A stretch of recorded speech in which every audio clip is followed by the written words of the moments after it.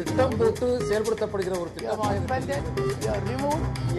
சூழலை உருவாக்குவதற்காக முடிவெடுப்பது என்று வரும்போது காட்சி பல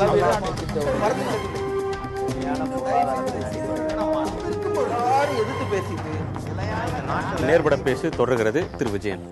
இவங்க பேசின வாதங்கள்லேருந்து 2 முக்கியமான கேள்விகள் எழுகின்றன. ஒன்று, இதுல சம வாய்ப்பை தருவதற்கு தான் இந்த முயற்சியை புதிய திட்டத்தை கொண்டு வந்தோம்னு சொல்றாங்க. ஆனா சம வாய்ப்பை தருவது அப்படின்ற பேர்ல இந்த எபிலிட்டியை டெஸ்ட் பண்றோம் அப்படின்ற ஒன்று ஏற்கனவே கலை அறிவியல் பாடங்களை படிச்சுட்டு இருந்தவங்களுக்கு பெரிய பாதிப்பை தருவதாக அமைஞ்சிடுச்சு. இது கணிதம், பொறியியல், நிர்வாகவியல், அதாவது ஐஐடி, ஐஐஎம் போன்றவற்றில் படிச்சுட்டு வர்ற மாணவர்களுக்கு எளிதாக அவங்களுக்கு இருக்கக்கூடிய பயிற்சியில இதை கிராக் பண்ணிட முடியும் அப்படின்னு சொல்றது ஒரு பலருக்கு பாதிப்பை ஏற்படுத்தக்கூடியதாக இருக்கு. இதெல்லாமே பயிற்சியில வரக்கூடிய ஒன்றுதான். இந்த பயிற்சி இல்லாத கிராமப்புற மாணவர்களுக்கோ கலை அறிவியல் படித்தவங்களுக்கோ ஹியூமானிட்டிஸ் படித்தவங்களுக்கோ பாதிப்பை ஏற்படுத்துகிறது அப்படின்றது ஒரு முதலாவதான வாதம்.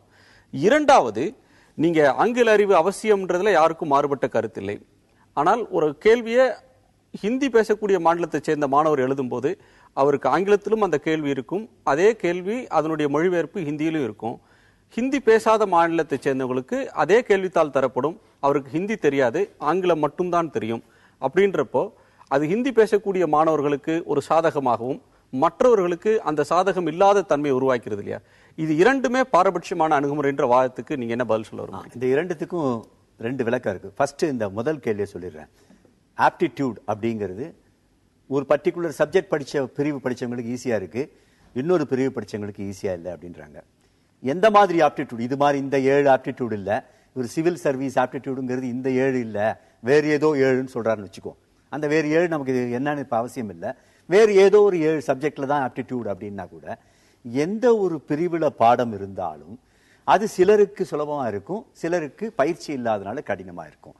ஆக நான் ஒரு ஐஏஎஸ் பரீட்சை போகணும்னா அவங்க என்ன பாடத்திட்டத்தை வைக்கிறாங்களோ அதுல நான் பயிற்சி பெற்றுக்கணும். பயிற்சி பெற்றுக்கலன்னா எனக்கு பயிற்சி இல்லை, நான் காலேஜில் படிச்ச பாடத்தில் தான் எனக்கு பரீட்சை வைக்கணும் அப்படின்னு சொன்னாக்கா அது சரி வராது. அப்போ ஒரு 400 பாடத்திட்டம் இருந்தா 400 பாடத்திட்டத்திலும் தனித்தனியா கொஸ்டின் பேப்பர் வைக்கணும். நான் முடிச்ச பிறகு சொல்லுங்க. அடுத்த ஒரு ஆஸ்பெக்ட் என்ன அப்படின்னாக்க, அதனால இந்த ரூரல் சைடா இல்ல ஆப்டிடியூட் டெஸ்ட்ல ஃபர்ஸ்ட் பேப்பர்ல 200, ரெண்டாவது பேப்பர்ல 180, இதெல்லாம் இட்ஸ் டூ ட்ரிவியல் இஷ்யூ. அதல்ல இஷ்யூ. நிச்சயமா முக்கியமான இஷ்யூ நான் சொல்லிடுறேன்.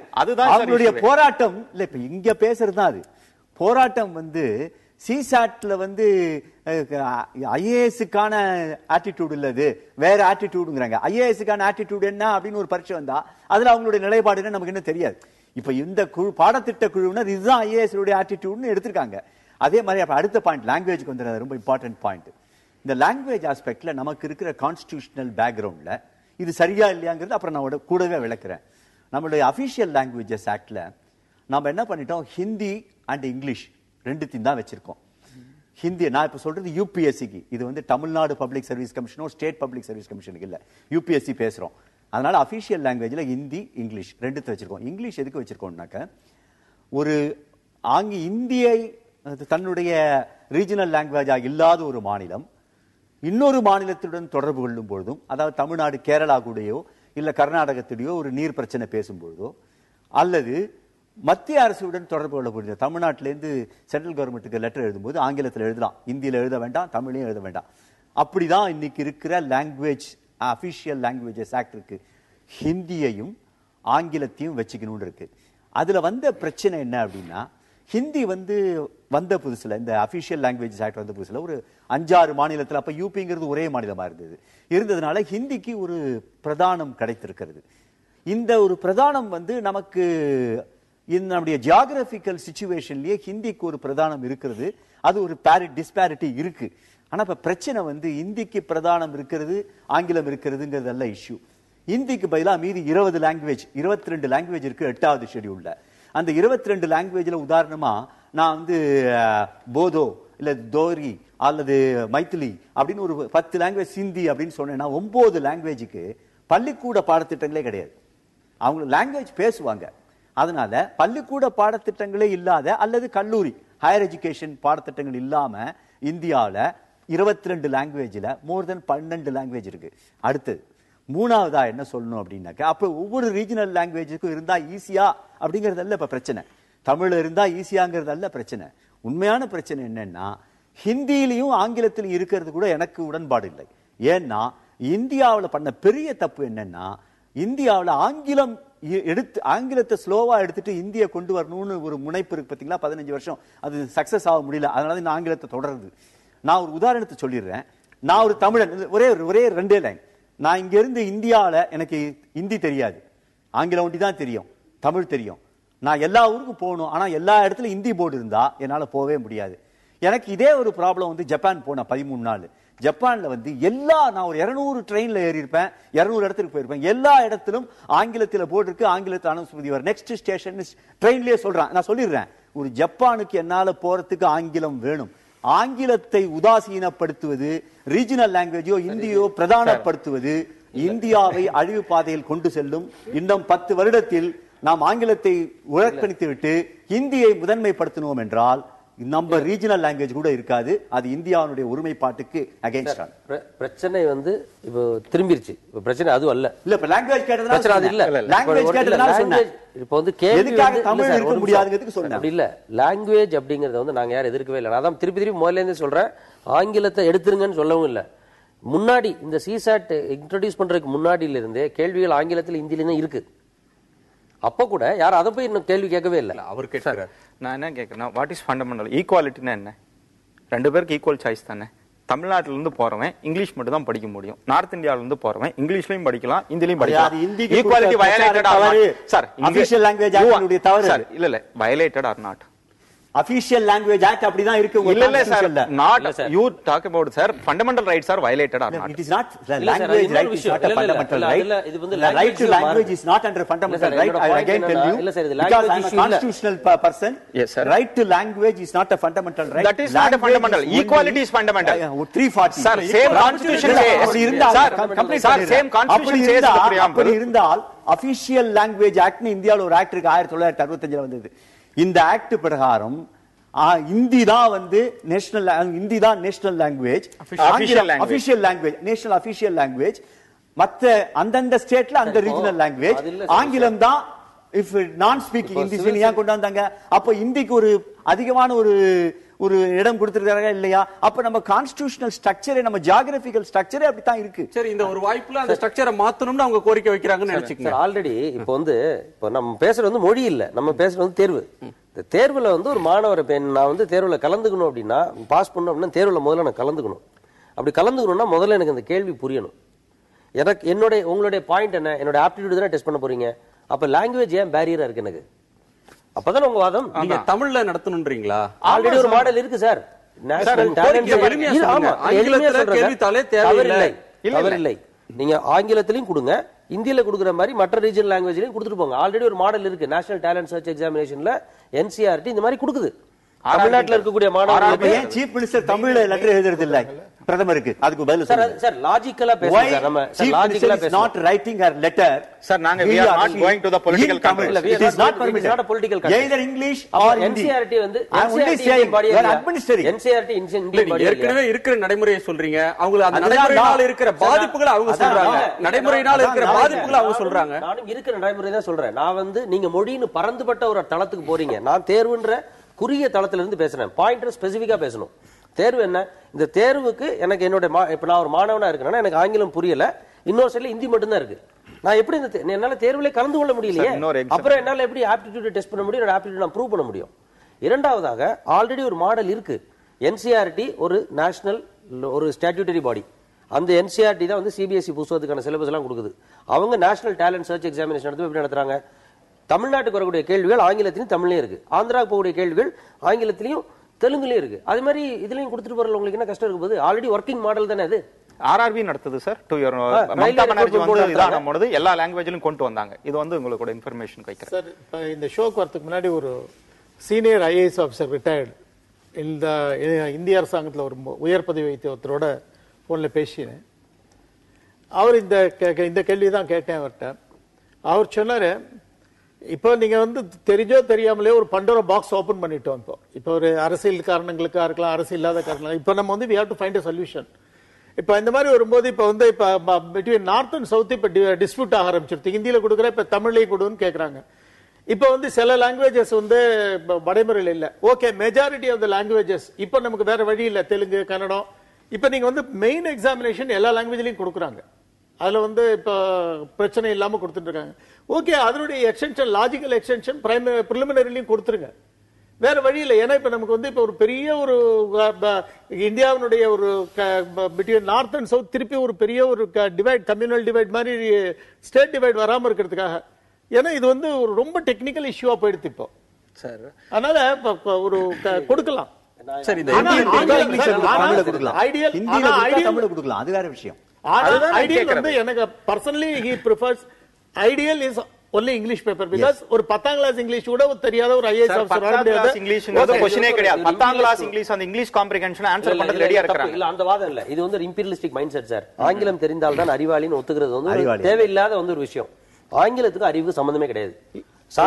தமிழுக்கு அறிவு சம்பந்தம் கிடையாது சொல்லலாம். எல்லாமே நம்ம வந்து இப்ப நமக்கு ஒரு டிஸ்பியூட் வந்ததுன்னா ஒரு சட்டத்தை வெரிஃபை பண்ணணும்னா நமக்கு வந்து இங்கிலீஷ்ல இருந்தா நம்ம பேஸ் தான் அதான் வெரிஃபை பண்ணி ஆகணும். ஒரு சார் ஒண்ணு இல்ல சார், நான் பேங்க்ல இருந்தவன். ஒரு அட்டெண்டர் வேலைக்கு நம்ம வந்து தேர்வு எடுக்கும் போது கூட இங்கிலீஷ்ல படிக்க சொல்லி தான் அட்டெண்டர் எடுக்கிறோம். ஏன்னா ஒரு இங்கிலீஷ்ங்கிறது ஒரு ஃபண்டமெண்டல். அது வந்து IAS ஆபீசருக்கு வேண்டாம்.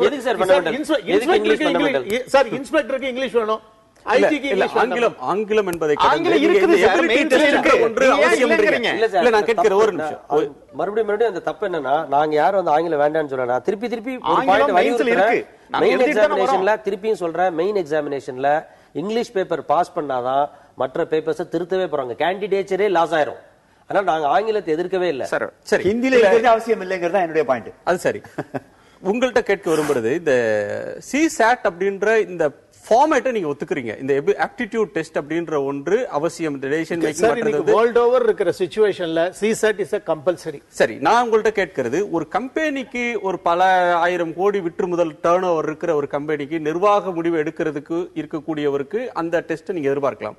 ஆனால் இதுல IAS அதிகாரியாகி அவர் வேலை செய்யறது கிராமங்கள்ல சாதாரண மக்களுடைய வாழ்வாதார பிரச்சனைகளை புரிஞ்சு கொள்ற சக்தி அவருக்கு இருக்கணும்.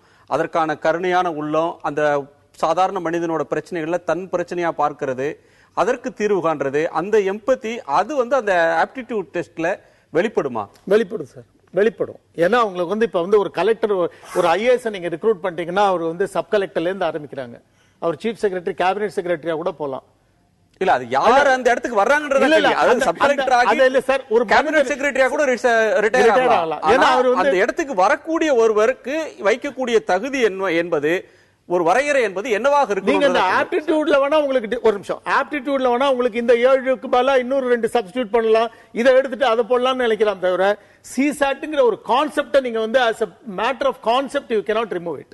CSATங்கிற கான்செப்ட்ல வந்து ஒரு ஆப்டிடியூட் வேணும். அதுல உங்களுக்கு டிஸ்பியூட் இருந்ததுன்னா இதுல 2 ரிமூவ் பண்ணிட்டு இன்னொரு 2 சப்ஸ்டிட்யூட் பண்ணுங்க. அதை பத்தி இல்ல ஆப்டிடியூடுங்கிறது வந்து எகைன் நான் சொல்றது என்னன்னா, குவாலிஃபையிங்கா இருக்கலாம், அதுவே டிசைடிங் ஃபேக்டரா இருக்கக்கூடாது. ஒண்ணு.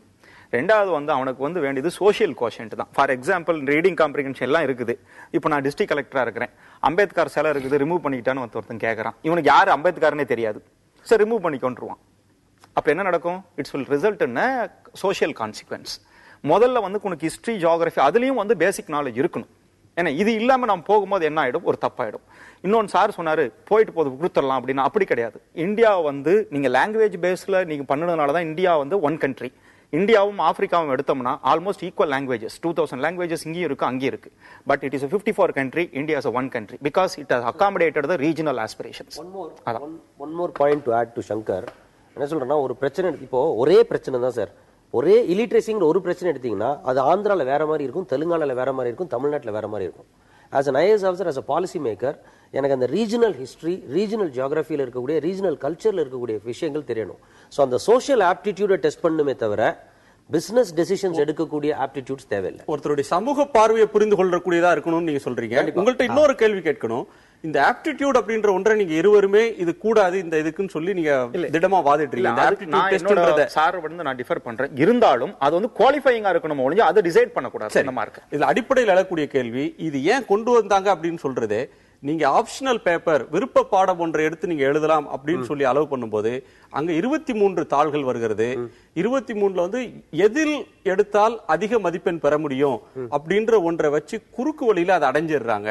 இதனால ஏராளமானவர்களுக்கு பாதிப்பு. தேர்வு எழுதி அடைந்தார்களா? தேர்வு இல்லாம தேர்வு எழுதும் போதே அந்த தேர்ச்சிக்காகவே ஷார்ட்கட் இல்லையா? இல்ல நீங்க நாமக்கல் பள்ளிக்கூடத்தை சொல்றீங்களா, ராசிபுரம் நாமக்கல் பள்ளிக்கூடத்தை சொல்றீங்களா? என்னுடைய கேள்வி சொல்லிடுறேன். உருப்போடுவது அல்லது மனப்பாடம் பண்ணக்கூடிய ஒருவரால் எளிதில் வந்துவிட முடிகிறது. இதனால் புத்திசாலியாக அறிவாளிகளாக இருக்கக்கூடியவர்கள் அடிபட்டு போகிறார்கள். அதனாலதான் இதை நான் கொண்டு வந்து சொல்றாங்க. இந்த வாதத்தை நீங்க ஆப்டிடியூட் ட்ரெய்னர் தானே சார்? நீங்க ஆப்டிடியூட்ல ஷார்ட்கட்ஸ் சொல்லி கொடுக்குறீங்களா இல்லையா? மேத்ஸ் போடுறதுக்கு ஆப்டிடியூட் ட்ரெய்னிங்ல ஷார்ட்கட்ஸ் இருக்கா இல்லையா? இல்ல எப்படி தப்புன்னு சொல்றீங்க? இல்ல ஷார்ட்கட் நீங்க குறுக்கு வழியில் வந்தார்கள்னு சொல்றீங்களா? அதை நான் எதிர்க்கிறேன், அதை வன்மையா கண்டிக்கிறேன். ஏன் அப்படின்னா நீங்க ஆப்டிடியூட் டெஸ்ட்ல மட்டும் ஷார்ட்கட்ஸ் சொல்லி கொடுக்குறது இல்லையா? எல்லா ட்ரைனிங் இன்ஸ்டிடியூட்லயும் கோச்சிங் இன்ஸ்டிடியூட் ஷார்ட்கட்ஸ் தான் நடக்குது. மேக்ஸ் எல்லாம் ஃபார்முலா போட்டா பாடுறாங்க, படிக்கிறாங்க. ஃபார்முலா இல்லாம ஷார்ட்கட் பண்றது நடக்குது சார். அது இன்னொன்னு என்னன்னா சுருக்கமா அதாவது நீங்க வந்து ஆப்டிடியூட், அதாவது என்ன சொன்னீங்க, லாங்குவேஜஸ் வந்து அந்த இதுக்கு வேணும் அப்படிங்கிறீங்க.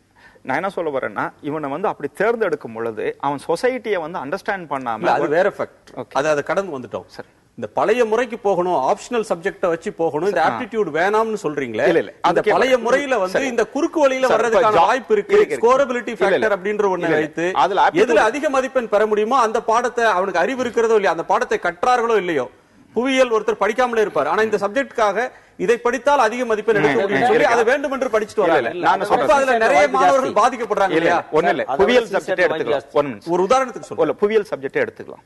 அந்த புவியியல வந்து நீ ஆப்டிடியூடா யோசிக்கிற மாதிரி கொஸ்டின் கேட்க முடியும். நீ புவியியல் எடுத்தாலும் சரி, வரலாறு எடுத்தாலும் சரி, அதுல உன்னை ஆப்டிடியூட நீ வந்து சோதிக்க முடியும். இப்ப மட்டும் என்ன பண்ற, வரலாற்றுல இருந்து ஒரு பேராகிராஃப் கொடுத்து தான் ஆப்டிடியூட் டெஸ்ட் பண்ற. அது சப்ஜெக்ட்லயே டெஸ்ட் பண்ணு, ஒன்னும் தப்பு கிடையாதே. இல்ல இன்னொரு விஷயம், நம்ம ஒரு சிறிய இடைவேளைக்கு பிறகு பேசலாம். ஒரு சிறிய இடைவேளைக்கு பிறகு நேர்பட பேசு தொடரும். செயல்படுத்தப்படுகிற ஒரு